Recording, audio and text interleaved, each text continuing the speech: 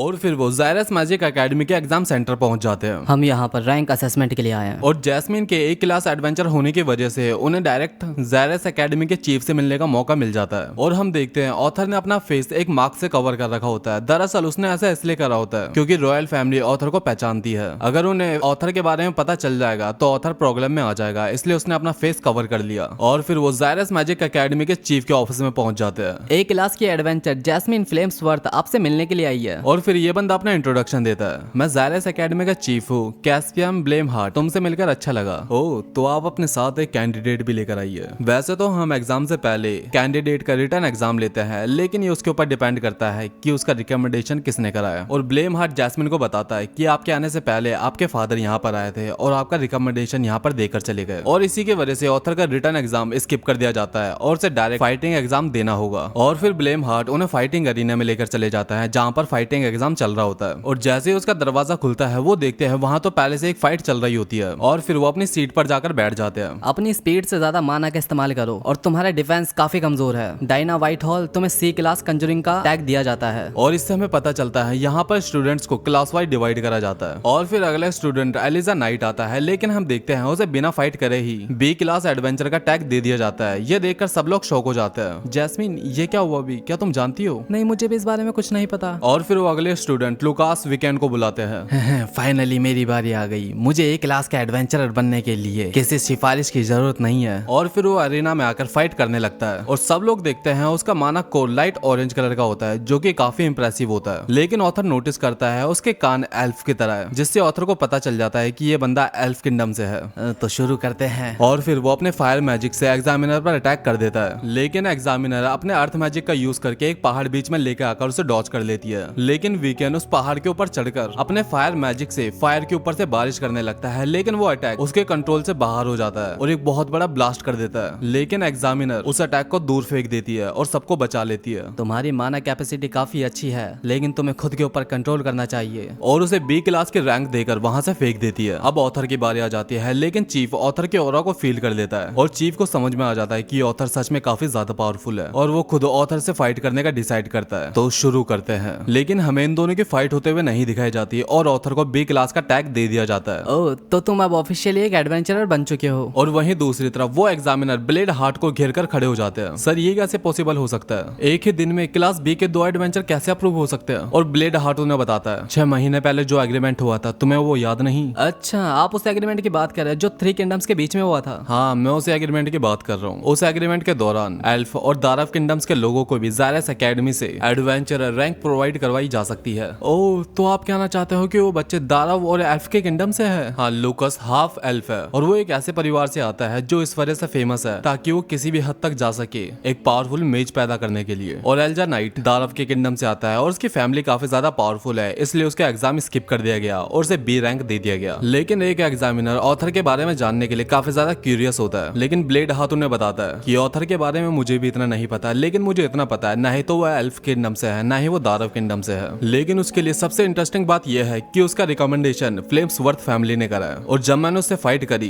तो वो एक्चुअली में सच में काफी ज्यादा स्ट्रॉन्ग है। उसकी मैजिकल पावर तो स्ट्रॉन्ग है ही, लेकिन उसकी स्वॉर्ड्स स्किल भी काफी ज्यादा अच्छी है। बस उसके बारे में मुझे इतना ही पता है। और फिर हम ऑथर को देखते हैं जहाँ पर एलिजा ऑथर के सामने आता है और एलिजा ऑथर से कहता है लूकस को रोकना काफी पागलपन भरा था, लेकिन अगर तुम वो नहीं करते तो मैं वैसा करता। और तभी लूकस वहां आ जाता है। अरे, तुम एक दूसरे को जानते हो क्या? अरे, बी क्लास के बच्चों के बीच में क्या बातें चल रही है, मुझे भी तो बताओ। लेकिन उन दोनों को लूकस में कोई इंटरेस्ट नहीं होता और उसे इग्नोर कर देते हैं। लूकस को ये काफी ज्यादा इंसल्टिंग लगता है और वो ऑथर की कॉलर पकड़ लेता है। लेकिन जब लूकस देखता है कि काफी सारे लोग उसे देख रहे हैं तो वो ऑथर की कॉलर छोड़ देता है। अभी तो तू बच गया बेटा, मैं तुझे आगे देख लूंगा। छोड़, जाने दो उसे। अब ये बताओ कि हम कहाँ चले? वैसे हम कहाँ चल सकते हैं? वैसे मेरे माइंड में एक जगह है। और फिर वो टेलीपोर्ट होकर एक मैदान में आ जाते हैं जहाँ पर बहुत सारे एडवेंचरर्स होते हैं और ऑथर को ये जगह काफी पीसफुल लग रही होती है, लेकिन जैस्मिन उसे बताती है इस जगह को पहले काफी सारे लोगों ने एक्सप्लोर कर चुका है। यहाँ पर लो क्लास के एडवेंचर आते हैं ताकि वो अपना मटेरियल कलेक्ट कर सके आगे के लिए। अच्छा, तो हमें कहाँ चलना चाहिए? तुम मेरे साथ चलो, मैं तुम्हें कुछ अनोखी चीज दिखाती हूँ। और फिर ऑथर जैस्मिन के पीछे पीछे उस जगह पर जाने लगता है, लेकिन वो भागते भागते कुछ धमाकों की आवाज सुनते हैं। ये आवाज कैसी है? और फिर वो रुककर उसे देखते हैं और तभी धुएं में से एक सुअर जैसा दिखने वाला बीस्ट निकलता है जो कि एडवेंचरर को खा रहा होता है। ऑथर, भागो यहाँ से। और जैस्मिन भागते भागते बताती है ये एक भयानक मॉन्स्टर है जो कि आमतौर पर इस एरिया में नहीं देखा जाता। और जैस्मिन को भागते भागते टूटी हुई गाड़ी दिखाई देती है जहाँ जहाँ पर कुछ व्यापारी घायल पड़े हुए थे और जैस्मिन समझ जाती है कि ये व्यापारी उस बीस्ट को कहीं लेकर जा रहे थे, लेकिन बीस्ट यहाँ से भाग गया और तभी वो बीस्ट इनके ऊपर पीछे से अचानक हमला कर देता है, लेकिन वो बड़ी मुश्किल से डॉज कर लेते हैं। लेकिन तभी वो बीस्ट अपनी लंबी जीप से उनके ऊपर अटैक कर देता है, वो लोग उसे डॉज कर लेते हैं और फिर जैस्मिन उस बीस्ट के ऊपर अटैक करती है। बीस्ट के मुंह से खून निकलता है, लेकिन उसे ज्यादा फर्क नहीं पड़ता और वो बीस्ट दोबारा से उनका पीछा करने लग जाता है। वो बीस्ट जैस्मिन पर अटैक करने वाला होता है, लेकिन ऑथर आकर जैस्मिन को बचा लेता है। Thank you author. और तभी उस बीस्ट का ध्यान दूसरे एडवेंचरर के ऊपर चले जाता है, लेकिन जैस्मिन उन्हें बचाने के लिए उनके सामने खड़ी हो जाती है। ऑथर उस बीस्ट पर अटैक करने की सोचता है, लेकिन अंदर से किंग ग्रे की आवाज आती है, सही मोमेंट का इंतजार करो ऑथर। जैस्मिन ऑथर को बुलाती है, लेकिन ऑथर अभी भी इंतजार कर रहा होता है सही मौके का। और जैसे ही वो बीस्ट जैस्मिन के ऊपर अटैक करता है, ऑथर को सही मौका मिल जाता है और ऑथर अपनी स्वॉर्ड में फायर एलिमेंट की कोटिंग कर उस बीस्ट को मार देता है। और फिर वो व्यापारी उस बीस्ट को दोबारा से गाड़ी में डालकर वहां से चले जाते हैं और फिर वो रात को आग जलाकर खाना बना रहे होते हैं। और जैस्मिन बताती है, मेरी फ्लेम्सवर्थ फैमिली ने दुनिया को काफी पावरफुल सॉर्सर्स दिया। पहले मुझे हमेशा लगता था कि फायर सबसे पावरफुल एलिमेंट है और मैं खुद को काफी लकी मानती थी कि मैं फ्लेम्सवर्थ फैमिली में पैदा हुई। लेकिन जब मेरी फैमिली को पता चला कि मेरे अंदर फायर को लेकर कोई टैलेंट नहीं है, तो मुझे एक फेलियर बुलाने लग गए। और ये बात सुनकर ऑथर गुस्सा हो जाता है, क्या बकवास है, सारे एलिमेंट्स एक से बढ़कर एक होते हैं और सभी एलिमेंट्स काफी ज्यादा पावरफुल होते हैं। ये उसके यूज करने वाले के ऊपर डिपेंड करता है कि उसका माना कोर कितना ज्यादा पावरफुल है।